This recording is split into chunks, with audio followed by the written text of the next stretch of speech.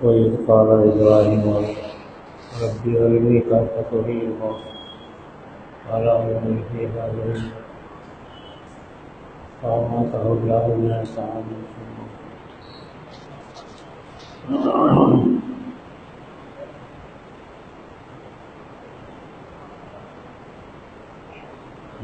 قرآن کریم نے ایک واقعہ حضرت ابراہیم علیہ السلام کا نقل کیا ہے۔ حالانکہ حضرت ابراہیم علیہ السلام نبی تھے، پیغمبر تھے، اور پیغمبر کو کسی چیز کا شک نہیں رہتا، شکوک سے بھرا کر رہتے، بہت بڑے ان کے واقعات ہمیشہ لوگ سنتے سناتے رہتے ہیں، بڑی بڑی ان کی قربانیاں اور بڑی بڑی چیزیں ان کی مشہور ہے۔ تو ان کی قربانیاں ان کی قرآن کریم میں کئی جگہ ذکر کیا ہوا ہے۔ تو کبھی کبھی وہ اللہ سے بات چیت کرتے تھے۔ ایک دن اللہ تعالیٰ سے بات چیت کر رہے تھے، انبیاء علیہ السلام اللہ سے بات چیت کرتے جو رہتے ہیں، اور ہر وقت ان پر اللہ کی مدد آتی رہتی ہے، چھوٹی بڑی بات چیت ان کی ہوتی رہتی ہے ہمیشہ، ہر نبی کی یہی کیفیت تھی۔ تو ایک دن اللہ سے بات چیت کر رہے تھے، کہنے لگے کہ یا اللہ، تو جو لوگ مر جاتے ہیں ان کو زندہ کیسے کرے گا تو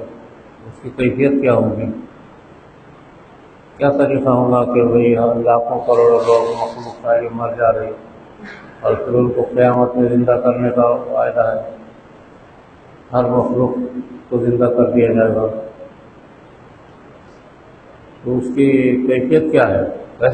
کیا طریقہ ہوگا؟ ایک ایسا ان کے دل میں شک پیدا ہوا، مرنے والے یا شہید ہونے والے لوگ زندہ کیسے ہوتے ہیں؟ تو اللہ تعالیٰ نے ان سے کہا کہ اچھا، قال اولم تؤمن، کیا تم کو اس پر اطمینان نہیں ہے، اس پر ایمان یقین نہیں رکھتے؟ قال بلا، کہا کہ نہیں، ایمان تو ہے، یقین ہے، سب کچھ ہے، لیکن اس کی کیفیت کیا ہے وہ میں دیکھنا چاہتا ہوں۔ مرنے کے بعد یا شہید ہونے کے بعد کیسا زندہ ہوں گے لوگ؟ انسان جب مر جاتا ہے تو ظاہر ہے جسم ایک طرف چلا جاتا، روح ایک طرف چلی جاتی، کوئی چیز کا ٹھکانا نہیں رہتا۔ آخر ایک کیفیت دیکھنا چاہ رہے تھے، مرنے کے بعد زندہ ہونے کی کا طریقہ کیسا ہوگا، کیا ہوگا؟ تو اللہ نے کہا ان کو، قال فخذ أربعة من الطير، تم 4 پرندے پالو اپنے پاس، الگ الگ قسم کے، کبوتر، چڑیا، ایسے 4 پرندے انہوں نے، تو اللہ نے حکم دیا کہ پال کے اپنے پاس سنبھالا، ان کو روز کھلاتے پلاتے تھے، پانی پلاتے تھے۔ 4 پرندے تھے وہ، حدیث میں اس کا مختلف پرندوں کا ذکر ہے، بعض نے کہا کہ وہ کبوتر تھا، ایک چڑیا تھی، ایک خاصا تھا، ایسے 4 پرندے تھے، کسی نے کچھ پرندوں کا ذکر کیا ہے۔ پہلے 4 پرندے تھے، ان کو پالا سنبھالا، یعنی اتنا سنبھالا ان کو کہ یہ جہاں بیٹھتے تھے وہ چاروں کے چاروں پرندے الگ الگ تھے، لیکن ایک ہی جگہ آ کے بیٹھ جاتے تھے، کیوں ہی آواز دیے فوراً آتے تھے۔ عام طور سے پرندوں کو، جانوروں کو پالنے کے بعد انسان سے مانوس ہو جاتے ہو، مانوس ہو گئے، تو جہاں بیٹھتے تھے وہیں وہ پرندے آ کے بیٹھ جاتے تھے، اور جب ان سے کہتے تھے کہ چلے جاؤ، اڑ کے چلے جاتے تھے اور پھر آتے تھے، اتنا ان سے مانوس ہو گئے تھے۔ فَصُرْهُنَّ إِلَيْكَ، کہ اللہ نے کہا کہ تم ان کو اتنا مانوس کرو کہ وہ تمہارے آواز پر آ جانا، تو جب بھی آواز دیتے تو 4 پرندے آتے تھے۔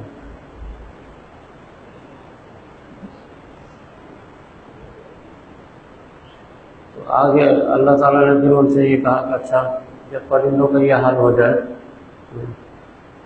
ثم جعل على كل جبل منهن جزءا، 4 پرندوں کو تم ذبح کر دو، بہت عرصے کے بعد جب پالا ان کو تو حکم ہوا چاروں کو ذبح کر دو، چاروں، اور ایسا ذبح کرو کہ ذبح کرنے کے بعد ان کے سارے ٹکڑے سب ایک دوسرے میں مکس کر دو، سارے ٹکڑے، چاروں پرندے الگ الگ تھے وہ، لیکن ان کے ٹکڑے سب ایسا مکس کرو جیسے معلوم ہی نہیں ہونا۔ ثم جعل علی کل جبل منہما جزءا، اب وہ سب چاروں پرندوں کے ٹکڑے جب مل گئے ایک دوسرے میں ذبح کرنے کے بعد، پھر حکم ہوا کہ اس کو جہاں تم رہتے ہو اطراف میں پہاڑ ہے، 4 پہاڑ ہیں، چاروں طرف پہاڑ، اس میں سے جو ہے جو سارے کا سارے ایک جگہ جمع کر دیے ایک ٹکڑے میں ایک جگہ، اب اس میں سے ہر ٹکڑے نکال کے الگ الگ پہاڑ پر رکھ دو، ہر پہاڑ پر ملے ہوئے ٹکڑے لے جا کے رکھ دیے، 4 پہاڑ پر، مشرق مغرب شمال جنوب، چاروں پہاڑوں پر لے جا کے وہ ٹکڑوں کو رکھ دیا۔ پھر اللہ کا حکم آیا، اب جب انہوں نے رکھ دیا لے جا کر کے پہاڑوں پہ، ثم ادعوہن، پھر تم ان کو جیسا پالے تھے اور جب بلاتے تھے تو وہ آتے تھے، ایسے آواز دو، تو گھر میں بیٹھ کر کے ویسی آواز دیا، تو وہ چاروں پرندے چاروں طرف سے اڑ کر کے آ کر کے پاس بیٹھ گئے، حالانکہ ان کے ٹکڑے کر دیے تھے، ٹکڑے پھر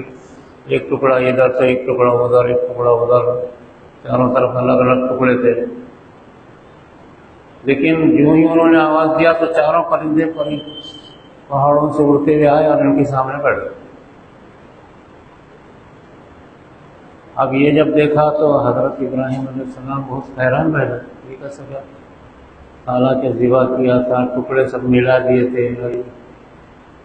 اگر سارے ایک ایک ٹکڑا ایک ایک پرندے کا ٹکڑا الگ الگ رکھتے تو وہ الگ بات تھی، سب ملا دیے تھے، مکس کر دیے تھے،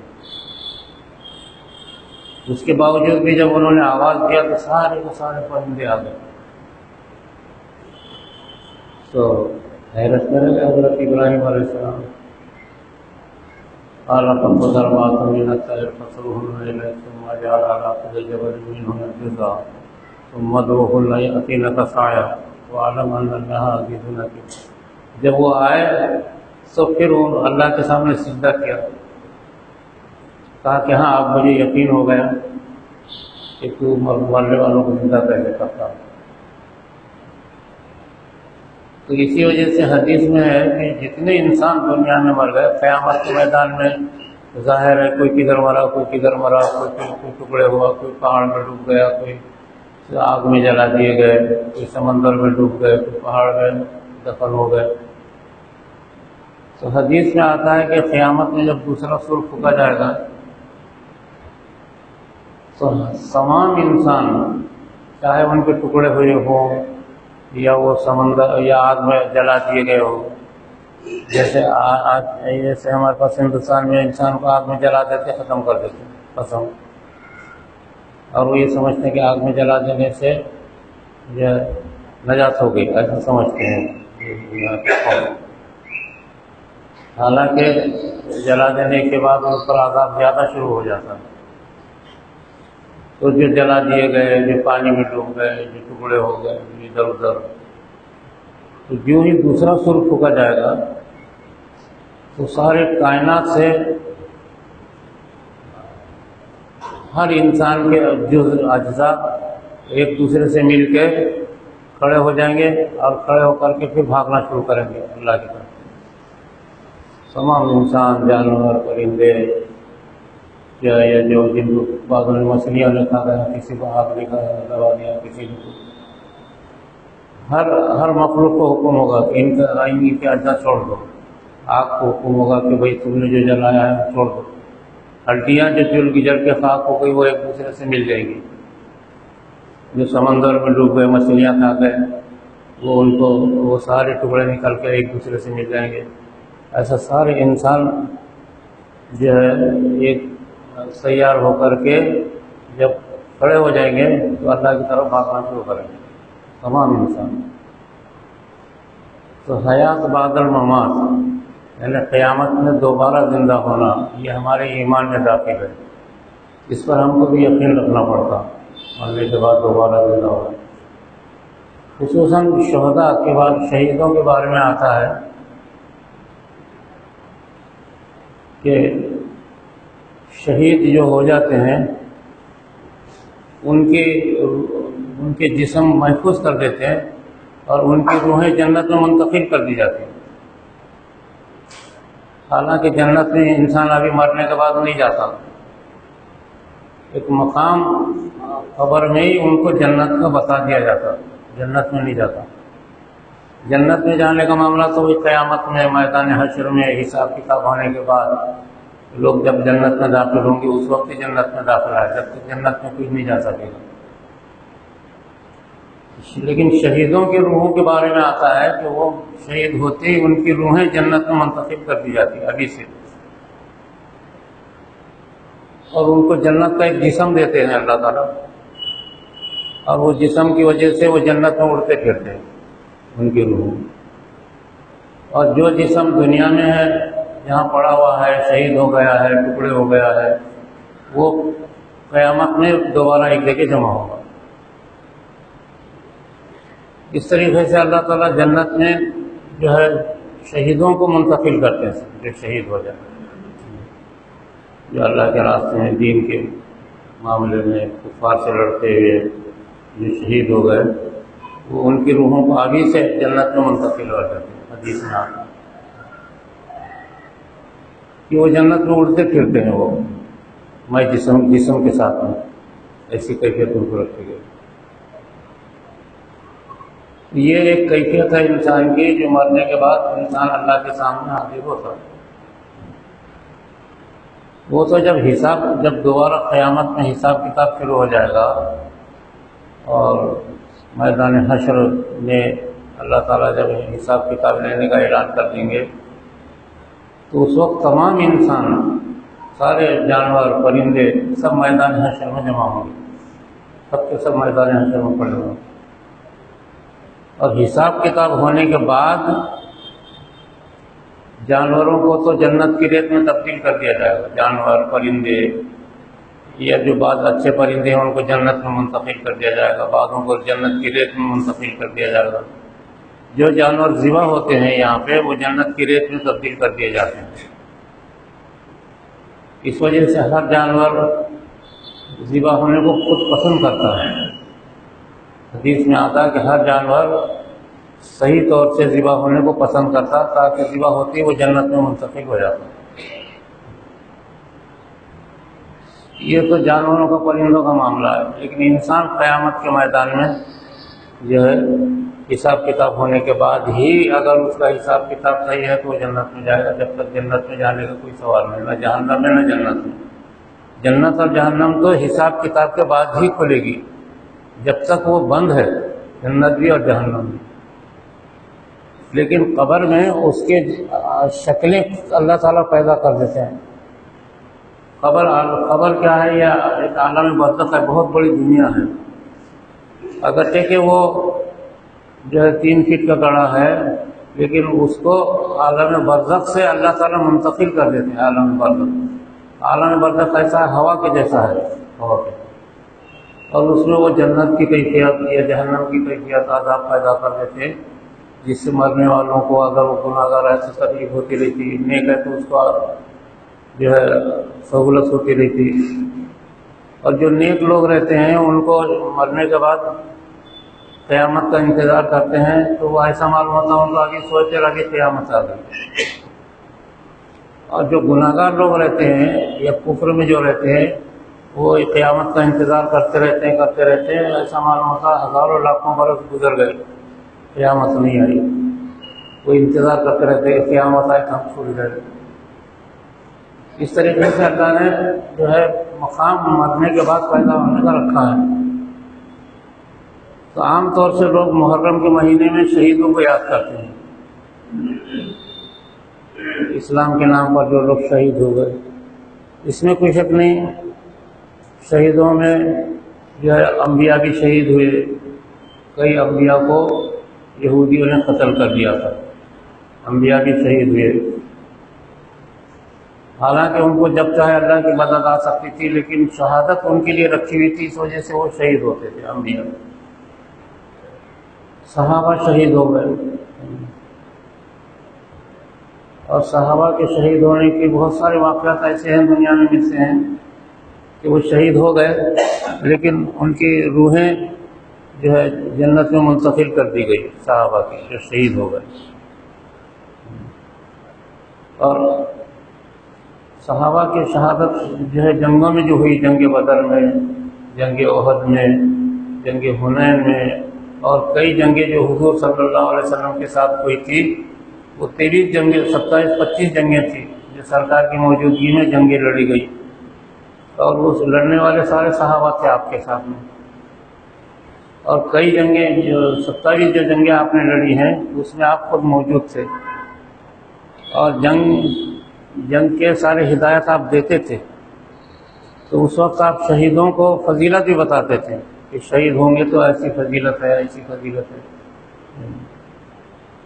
تو کئی صحابہ جو جنگوں میں شہید ہو گئے، اور بعض صحابہ تو خواہش کرتے تھے کہ ہم جنگ میں شہید ہو جائیں گے۔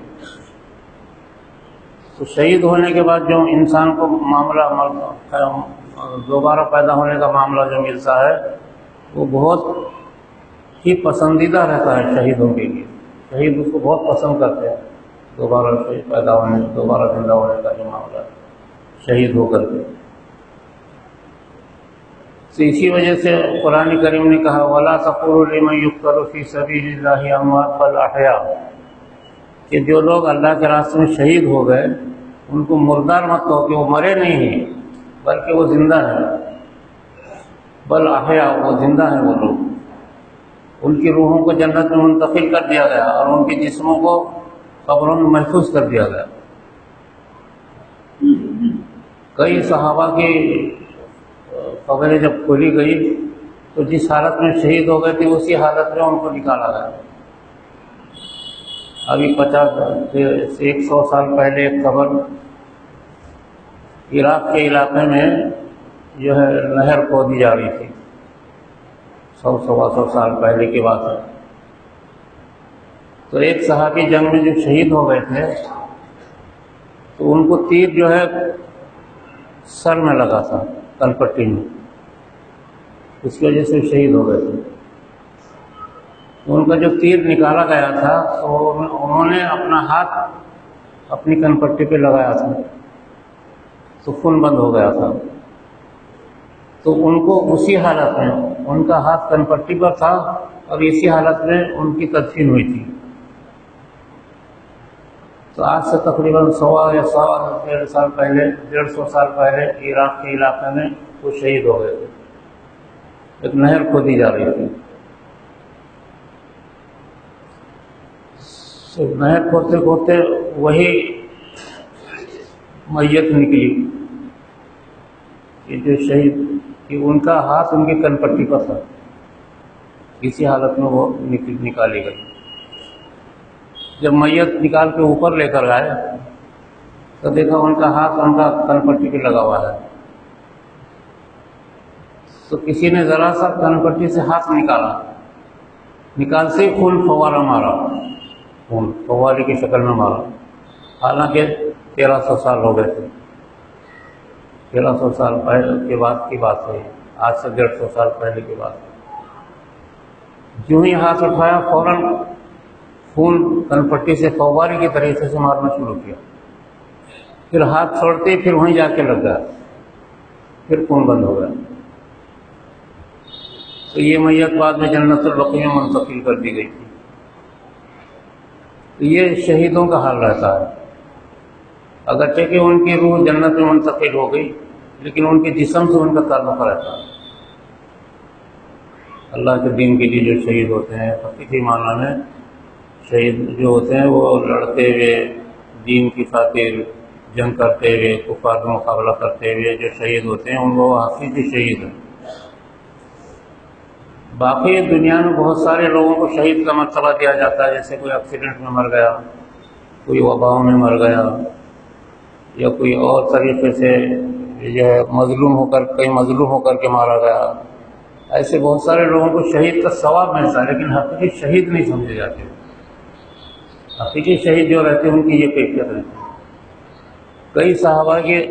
میتیں جو گزشتہ 200 سال میں نکالی گئی، اسی حالت میں، جس حالت میں دفن کیے گئے تو اسی حالت میں نکالی گئی، ذرہ بھی اس میں کوئی خرابی یا کمزوری یا بدبو کوئی چیز نہیں تھی، بلکہ خوشبو آتی تھی۔ تو اللہ تعالیٰ نے ایک نظام رکھا ہے دین کی خاطر شہید ہونے والوں کا، تو ان کے لیے رونا دھونا جائز نہیں ہے۔ حضرت حسین رضی اللہ تعالیٰ عنہ محرم کے مہینے میں قافلے کے ساتھ جو شہید ہو گئے، اس میں کوئی شک نہیں، یہ بہت بدترین واقعہ ہوا۔ خاندان نبوت کو جو ہے یزید کی لشکر نے 72 آدمی اور دوسرے طرف 3000 آدمی تھے، وہ میدان کربلا میں جو شہید جنگ ہوئی، 72 آدمی میں بچے عورتیں تھیں، لڑنے والے تو 10-5 آدمی تھے۔ تو اس میں جو خاندان نبوت شہید ہوا، اس کے تعلق سے مسلمانوں میں 2 گروپ ہو گئے۔ ایک آج تک ان کے نام سے رو رہے، دھو رہے اور ماتم کر رہے، سینہ کوبی کر رہے، پیٹ رہے، ان کو شیعہ کہتے ہیں۔ اور اہل سنت والجماعت کا مسلک یہ ہے کہ وہ شہید ہو گئے تو ان کے نام پر ہم غم نہیں کریں گے، ہاں اپنا اظہار افسوس تو ضرور ہوگا کہ ہم اس کام کو برا سمجھتے ہیں، یہ جو واقعہ ہوا غلط ہوا، لیکن ان کے لیے ثواب پہنچیں گے، ان کے لیے ایثار ثواب کرنا یہ ہمارے لیے باعث ثواب ہے، ہمارے لیے باعث برکت ہے۔ باقی ان کے نام پر جو ہے آج کل بہت ساری چیزیں چل پڑی، شربت بنا کے پی جا رہے اور ماتم کر رہے، تعزیے، شیر، مٹی کے شیر، تعزیے، علم ناندیڑ میں پہلے بہت چلتا تھا یہ، تو میں تقریباً 3 سال یہ تعزیوں کے خلاف، ان کے خلاف 3 سال تقریر کیا میں ناندیڑ میں، تب جا کر کے وہ یہاں کے تعزیے، علم، شیر، مٹی کے اور شربت کا پلانا یہ سارا بند ہو گیا۔ لیکن ابھی بھی میں نے دیکھا بعض دیہاتوں میں یہ کام جاری ہے، تعزیے نکال، سواریاں بٹھاتے ہیں، تعزیے ہیں، علم ہے، اسی طریقے سے جو ہے مٹی کا شیر حضرت علی رضی اللہ تعالیٰ عنہ، کیونکہ اللہ حضور صلی اللہ علیہ وسلم نے اسد اللہ کہا کہ اللہ کا شیر ہے، تو اس کی نقل مٹی کے شیر بناتے ہیں، اور مٹی کے شیر کی آج ہمارے پاس پہلے پر پوجا ہوتی تھی، میں خود دیکھتا تھا کربلا میں، لیکن اب سب بند ہو گیا۔ تو 3 سال میں اس کے سلسلے میں مجاہدہ کی، محنت کرا، جدوجہد کیا، تقریریں کیا، بیانات کی 3 سال تک، تو الحمدللہ اس کے بعد سے ناندیڑ میں یہ چیزیں بند ہو گئی۔ لیکن اس کا غلط عقیدہ آج بھی مسلمانوں میں ہے، محرم میں جو ہے غم منانا، شادیاں نہیں کرنا، محرم کے اندر شادی اگر ہو گئی تو وہ لڑکی کو ماں باپ واپس لے کر آتے ہیں، تو سمجھتے ہیں کہ محرم کے مہینے میں اگر لڑکی شوہر کے پاس رہے گی تو شوہر اس کا انتقال کر جائے گا، ایسا عقیدہ آج بھی عورتوں کے اندر ہے۔ اسی طریقے سے محرم میں کالے کپڑے پہننا یا اسی طریقے سے غم منانا، یہ ساری چیزیں ہمارے پاس اہل سنت اور کے پاس جائز نہیں، یہ نہیں ہوتا ہمارے پاس۔ لیکن شہداء کے تعلق سے بہرحال ہمارا عقیدہ یہی رہتا ہے، ہم ان کے لیے دعائیں خیر کرنا، ان کے لیے کوئی چیز خیرات کر سکتے ہیں آدمی، یہ جو ہے محرم کے مہینے میں اس طریقے سے عمل ہونا چاہیے۔ باقی یوم عاشورہ کو جو فضیلت ہے یوم عاشورہ کی روزہ رکھنے کی، یہ حضرت حسین کی شہادت کی وجہ سے نہیں ہے رضی اللہ تعالیٰ عنہ، بلکہ یہ پچھلے واقعات کی وجہ سے، جب آپ صلی اللہ علیہ وسلم نے خود اس وقت فرمایا تھا کہ یہودی 10ویں محرم کو خوشیاں مناتے اس لیے کہ حضرت موسیٰ علیہ السلام وغیرہ نجات پائے تھے اور فرعون غرق ہو گیا تھا اس کی وجہ سے، تو آپ صلی اللہ علیہ وسلم نے فرمایا کہ بھائی وہ تو ہمارے نبی تھے، یہودی اگر خوشی مناتے تو ہم بھی خوشی منائیں گے، لیکن ہماری خوشی یہ ہے کہ ہم اس دن روزہ رکھیں گے، ایک کی بجائے 2، یہ اس کی وجہ سے یوم عاشورہ کے فضیلت آئی ہے دنیا حدیثوں میں، روزہ رکھنا اور اس دن اپنے اخراجات میں اضافہ کرنا، یہ اس کی وجہ سے کہ انبیاء علیہ السلام کا نجات ہوئی۔ 10ویں محرم کو چونکہ بابا آدم بھی دنیا میں تشریف لائے، اور 10ویں محرم کو قیامت واقع ہونے والی ہے، 10ویں محرم سے قیامت شروع ہو جائے گی۔ اس وجہ سے 10ویں محرم کی فضیلت اس وجہ سے ہے، لیکن اتفاق سے حضرت حسین رضی اللہ تعالیٰ عنہ کی جو شہادت ہے وہ 10ویں محرم تھی، تو لوگوں نے امت مسلمہ کو گمراہ کر دیا، وہ پچھلے واقعات تو بھول گئے، بس حضرت حسین رضی اللہ تعالیٰ عنہ کے کربلا کے واقعے کو 10ویں محرم سے جوڑ دیا، اور مسلمانوں نے جو غلط رسم غلط عقیدے شروع کر دیے، اس قدر پھیل گئے تھے۔ اب الحمدللہ یہ غلط رسم و رواج کم ہوتے چلے جا رہے ہیں کہ محرم کے اندر، لیکن آج بھی محرم کے تعلق سے ہمارے عورتوں میں جو غلط عقیدے ہیں، مردوں میں بھی ہیں، کہ محرم میں شادی نہیں کرتے۔ کیوں نہیں کرتے بھائی؟ تو بھائی حضرت حسین رضی اللہ تعالیٰ عنہ شہید ہو گئے، یہ عقیدہ غلط ہے۔ محرم میں خوشیاں نہیں مناتے، محرم کے اندر جو ہے لڑکیاں جو شادیاں ہو گئی ان کو واپس لے کر آتے ہیں، محرم کے اندر شادی کی تاریخیں طے نہیں کرتے، یہ غلط عقیدے ہیں۔ اس سے حضرت حسین رضی اللہ تعالیٰ عنہ کی شہادت کے ساتھ کا کوئی تعلق نہیں ہے۔ ہاں، جو واقعہ حضرت حسین رضی اللہ تعالیٰ عنہ کے ساتھ یزید کی فوج نے کیا ہے وہ غلط ہے، اور بہت غلط ہے، اس پر سارے دنیا کے مسلمان ہم لوگ اس کو برا سمجھتے ہیں، لیکن شیعہ حضرات اس پر یہ ہے کہ اس کا الزام ہم پر دیتے ہیں، وہ سمجھتے ہیں کہ یزید کا لشکر بولے تو یہ مسلمان ہیں، انہوں نے یہ یزیدی ہیں اور انہوں نے حضرت حسین رضی اللہ تعالیٰ عنہ کو شہید کیا، ایسا سمجھتے ہیں، وہ غلط سمجھتے ہیں۔ حالانکہ جو یزید کا جو لشکر تھا اس کا کوئی تعلق نہیں تھا، وہ ایک لشکر تھا، اور یزید کے خیالات تھے، اس کے بہت سارے کارنامے غلط ہیں یزید کے، اس کو ہم برا سمجھتے ہیں، لیکن اس کی وجہ سے جو ہے ہم اپنے عقائد کو تبدیل نہیں کر سکتے۔ صحیح عقیدہ رکھنا ہی پڑے گا، کوئی خرابی اس میں لانا نہیں پڑے گا، غلط رسم و رواج چھوڑنا پڑے گا محرم کے۔ اور محرم کے عاشورہ کا تعلق پچھلے زمانے سے ہے، انبیاء علیہ السلام سے ہے، حضرت حسین رضی اللہ تعالیٰ عنہ کے واقعے سے نہیں ہے۔ یہ تو اتفاق سے ہے کہ وہ واقعہ اس دن ہوا، ایسے بہت سارے واقعے 10ویں محرم کو ہوئے ہیں، تو اس کو اس سے جوڑا نہیں جا سکتا 10ویں محرم کو۔ 10ویں محرم کا تعلق پچھلے انبیاء سے ہے، اور حضرت حسین رضی اللہ تعالیٰ عنہ کا تعلق جو ہے آپ صلی اللہ علیہ وسلم کے 60 برس کے بعد واقعہ ہوا ہے، اس وجہ سے اس میں عقائد میں تبدیلی نہیں لا سکتے کوئی بھی۔ میرے عزیز دوستوں، محرم کے مہینے میں خاص طور سے اس کا خیال رکھنا، عام طور سے غلط رسم و رواج بہت سارے ابھی بھی چالو ہیں، یہ رسم و رواج بند ہونا چاہیے، اور